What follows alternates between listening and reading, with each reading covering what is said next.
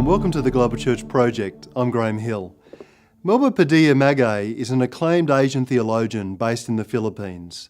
A writer and social anthropologist, she's considered a leading authority on intercultural communication.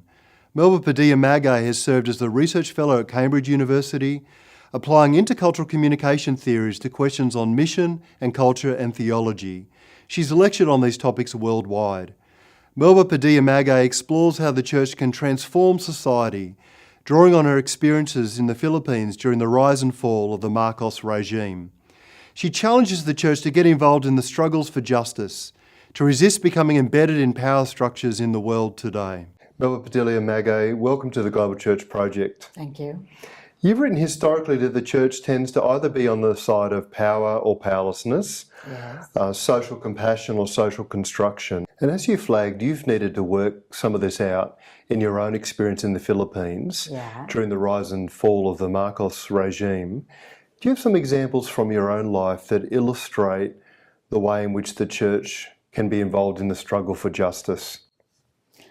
Well, first of all, I think, unfortunately, the evangelical community was like it was interesting to me during the People Power Revolution in 1986 that there were two groups of people who refused to be part of it. One was the very radical extremists, the political activists, more the left-wing, very sort of Marxist-oriented kinds of groups. They think people power is a children's crusade. You have this widow in yellow trying to fight the most powerful president we have ever had. So, who said, women should just stay in the bedroom and, not do anything. And at the same time, so you have these very cynical sort of groups who are very savvy about power relations and all the rest of it, and saying, it's a children's crusade, what you're doing. The other is evangelicals, who kept waving this flag, Romans 13. You should not be protesting against the powers. You should be subject to authorities. We have this small community in ISAC, our institute, Institute for Studies in Asian Church and Culture. We're just a small minority of evangelicals. But that was not our reading of the times. We felt that the relevant text was not Romans 13.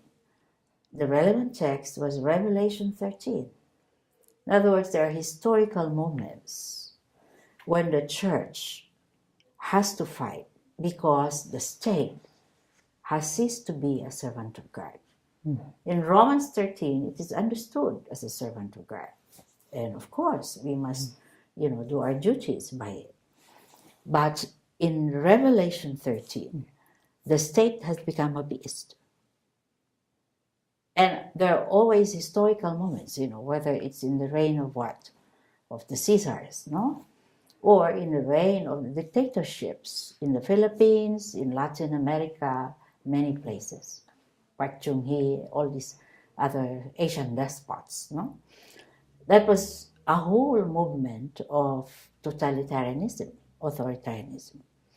And I felt that was a historical moment when the state has ceased to be a servant. It has become a beast to its own people.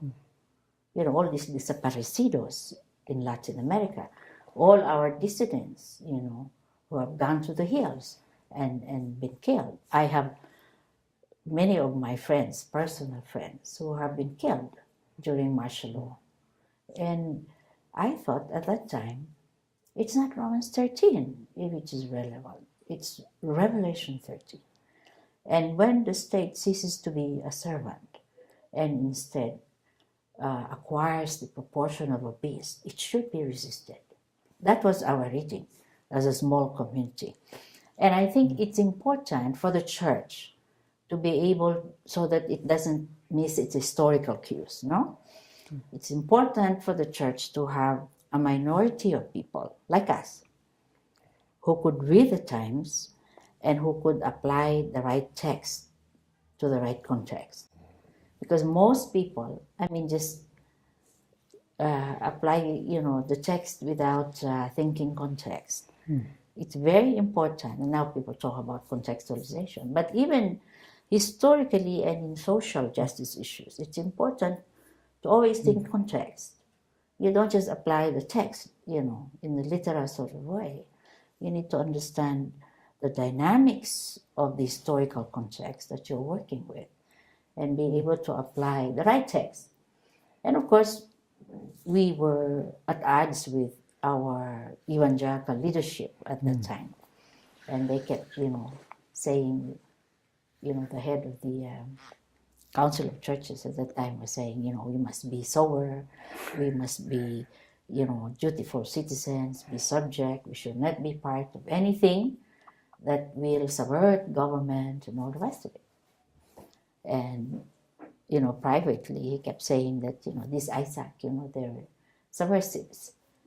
Well, I said, Christianity is probably, as far as I can read it, not revolutionary in the sense that you tear everything down, because it's hard to rebuild.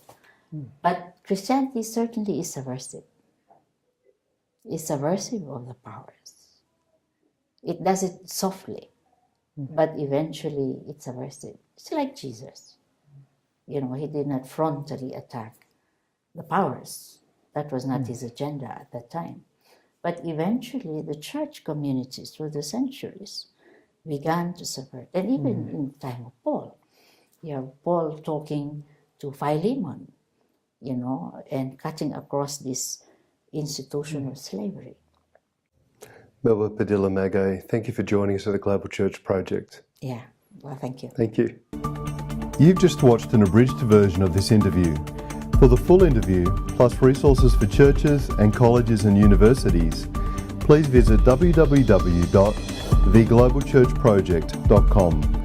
I look forward to your company next time. From me, goodbye.